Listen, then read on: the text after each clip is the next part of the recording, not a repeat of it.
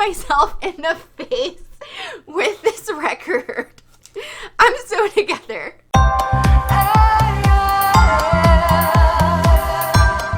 Hello everyone, it is Jazz here. So today I'm going to be doing a video that is talking about my vinyl collection for the year of 2019. I used to do a video where I would just show off my whole vinyl collection for the year at the end of each year, and I did that through 2015, I think, through 2017. I actually ended up skipping 2018, and it wasn't because, you know, I didn't feel like doing a video. It was just that I didn't feel like I collected that much vinyl in the year of 2018 or even in this 2019. So I kind of wanted to like combine the 2 years, if you will. And the only reason I haven't collected as many records is solely because I'm running out of space to store them. So I have to find in the year of 2020 like some new storage space because it's gone. I don't have any more storage space for any of my records. So yeah, I'm going to be approaching this video the way I approached the 2017 video of my record collection, and basically I'm going to be really talking mostly about the newer, or if you can call them newer because some of them are from 2018, vinyl in my collection. And then I'm going to be just kind of doing a collection tour, if you will, where I will hold up the album and then just kind of say the artist and the title so you can get like an idea of the types of things in my collection. However, if you do want to hear me talk more about some of the albums that are in that part of the video, I will link you to the music collection playlist that I have linked in the description. In the year of 2018, I was particularly intrigued with buying vinyl from the local Goodwill that we have. I felt like I wanted, I don't know, more like classical music and more sort of vintage type vinyl, and that's a good way to get that type of thing. So I picked out some fun things, and we're gonna start with those. I'm gonna start with the funniest storied one. This is a collection of music from the musical Sound of Music, performed by the Stratford String. So it's just like instrumental versions of those in string sort of arrangements. Now, the hilarious part of this is that it's really great that I have a wide variety of music tastes because it came in this.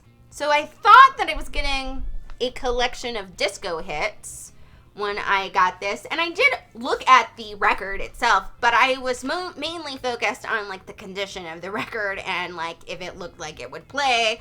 I was not really looking at the center section, which said that it was Sound of Music. So I got it home, and then I realized that I did not have a collection of disco music at all, but it's fine because I like musicals too. So we learned a valuable lesson, which is to check and make sure you actually have the album you think you have when you buy vinyl from the Goodwill. Then I have Romantic Strings, Plays Dancing in the Dark, and 23 all-time listening favorites. So these are just string arrangements of songs from like classic movies, songs that are traditionally danced to, that, you know, you would use sort of in ballroom. So it's got things like Moon River and Night and Day and etc., etc.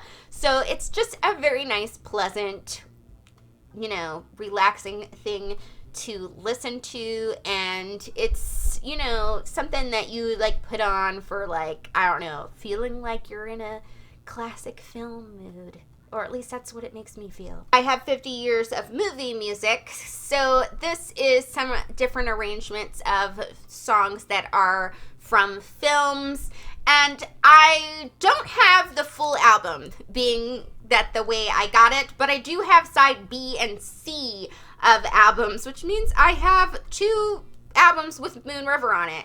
Really like that song, I'm glad. But also it has things like It's Only a Paper Moon, My Foolish Heart, just some good, solid classics that I enjoy. Yet again, very relaxing, very easygoing album, and it's super fun. Kind of wish I had the whole thing though. But you know, beggars can't be choosers. This one was quite a nice find. It's the complete concert music of George Gershwin. This is a 4 LP collection. It comes in this nice box, or came in this nice box. I like some George Gershwin, some great melodies. The arrangement of these instrumental orchestra ones are really nice and pleasant and like jazzy to listen to. Before we get into like some actual singers, there is one more instrumental collection, and that would be music of the world's greatest composers. This is a huge collection of, I don't even know how many records. There might be like 12 records of just classical music. I've listened to most of this collection. Honestly, even though I got this in 2018, I haven't gotten through every single record in here because it's a lot, but it is really fun to put on like one of these records if you want to read, and it just basically has stuff Mozart, Beethoven, Tchaikovsky, all that stuff. So I'm really excited about that classical purchase. I have this Perry Como Sings Merry Christmas music. I don't know, I just like a Christmas album of any type. I didn't actually get to listen to much Christmas music this year, but in previous years I have been really into it, and I don't know, this one's just cute. It's just a cute Perry Como album. I haven't listened to like a ton of Perry Como, but when one gets a chance to listen to Perry Como, you just feel like yet again you're in like a classic film and you're just feeling those vibes. So I just think it's a cute one. It has Rudolph the Red-Nosed Reindeer and I'll Be Home for Christmas and all that, and he has a very pleasant, lovely voice. And the next album I got at my mother's recommendation from the Goodwill, and that would be L is for Lover by Al Jarreau. I would call Al Jarreau's style sort of a jazzy R&B pop sort of style. This, I believe, came out in the 1980s. I think came out the year I was born, I think. 1986, possibly. So it does have like an additional like groovy 80s vibe, you know, like that groovy 80s music to it, and I quite enjoy it. This album I've put in a particular category which it shares with Phil Collins's No Jacket Required, which is another album that I have in my vinyl collection, and they're both albums that I go, I'm gonna put this on because I don't feel like cleaning and I need to clean, and these are gonna like give me the groove that I need to get stuff done. So I'm glad that my mom recommended that I pick this one up. On to the non-vintage vinyl portion of the video. So I'm just going to start off with Poses by Rufus Wainwright. So I got to see Rufus Wainwright in concert because he was doing a tour that was sort of a anniversary tour for this particular album, and it was super, super cool. Obviously, because he is so amazingly talented and his vocals are just bomb, and he's the most beautiful singer ever, and highly recommend seeing him in concert. But also it was bomb because Poses is like my favorite Rufus Wainwright album like ever. I mean, I love all of his other music, don't get me wrong, but like if I'm going to listen to Rufus, I'm usually listening to Poses because I don't know, I'm obsessed with it. I just keep coming back to this album, and I do listen to other things by him, but this one just sticks with me for some reason. And I love the song Cigarettes and Chocolate Milk like so much. Like I don't know why I love it so much. It's just so like odd and kind of clever. Up next is California Nights by Best Coast. 2 or 3 years ago, I did actually see Best Coast in concert because I went to see Paramore, and they opened for Paramore on their After Laughter tour. So I got to see Best Coast, and I love me some Best Coast. I don't know, something about them just feels like beach-y music, like surfer beach music, with like a level of like just general alternativeness. And it's bomb, and I love it, and they were really great live. I love this album. The songs are so catchy. They're memorable.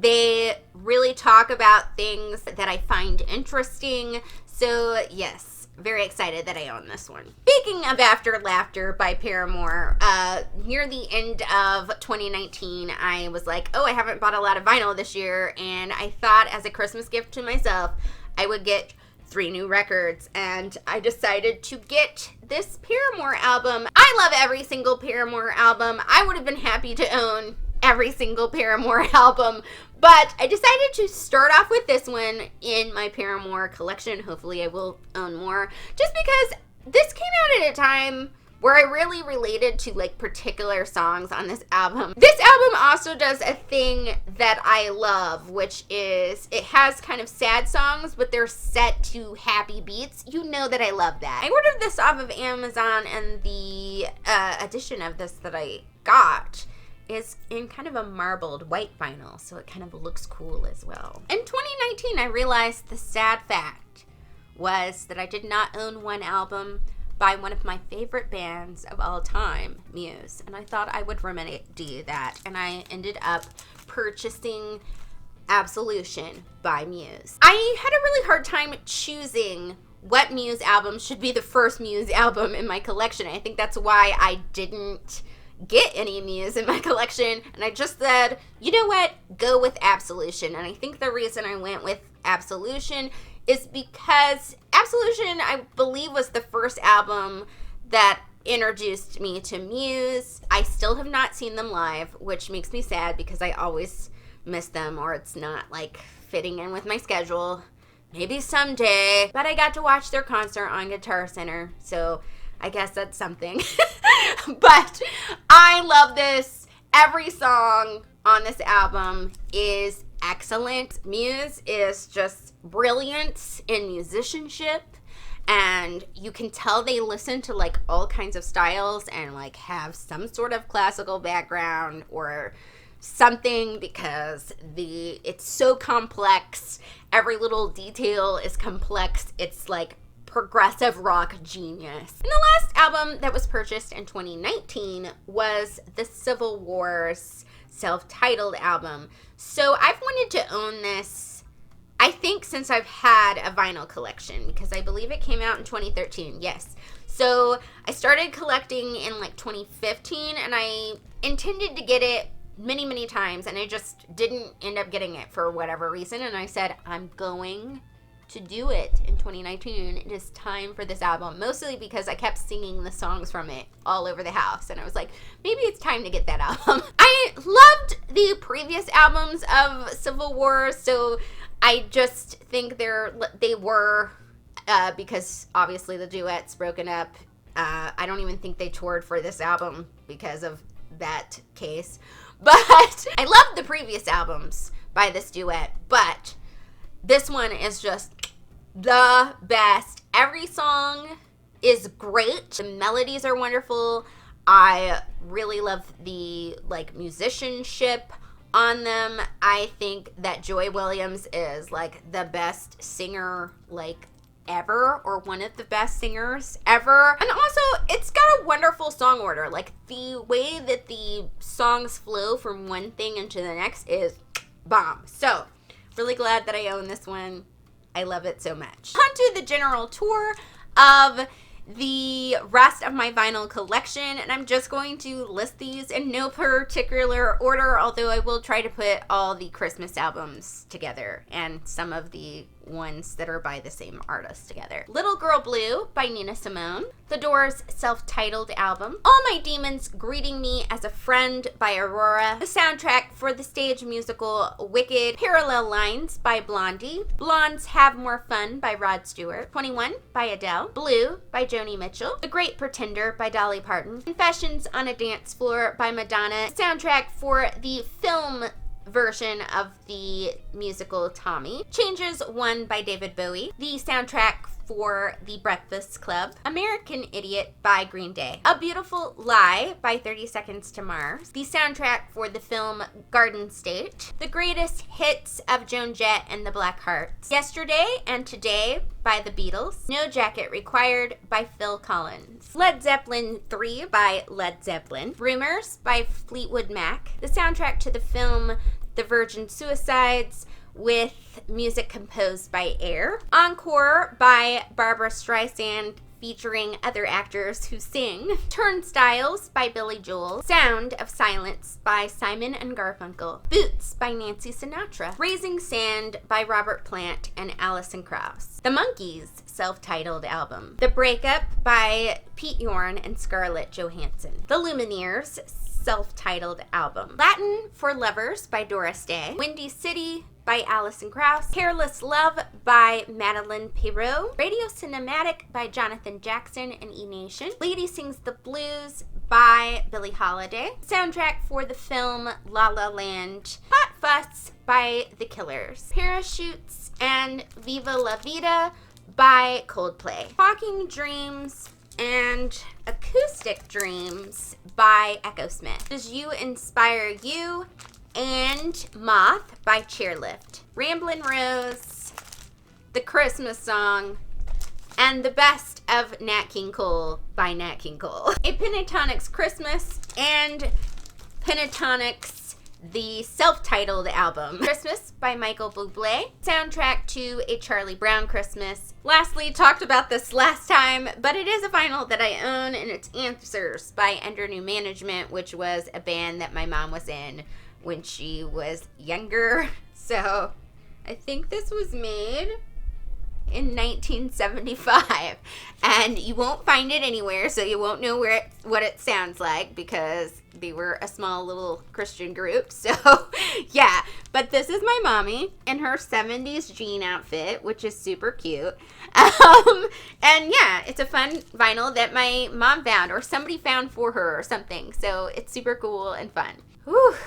I think I just talked about / listed 61 albums, so I'm not gonna lie, I'm kind of out of breath. But I made it, and I hope you guys enjoyed this video and got a good scope of what my collection looks like. I think it's a very variety type of collection. I have a lot of different music tastes, as you can see, and so I hope you enjoyed your exposure to that, enjoyed this video. Please leave a comment below in the comment section. It really does help my channel out, but also I love hearing from you. It's what makes me want to make videos. So please leave me a comment about either my vinyl collection, or if you have a vinyl collection, or just to say hi. That is it for today, my fabulous peeps. I hope you have a musical day, and it will be wonderful for you. So stay shiny, and I will see you all soon. Bye!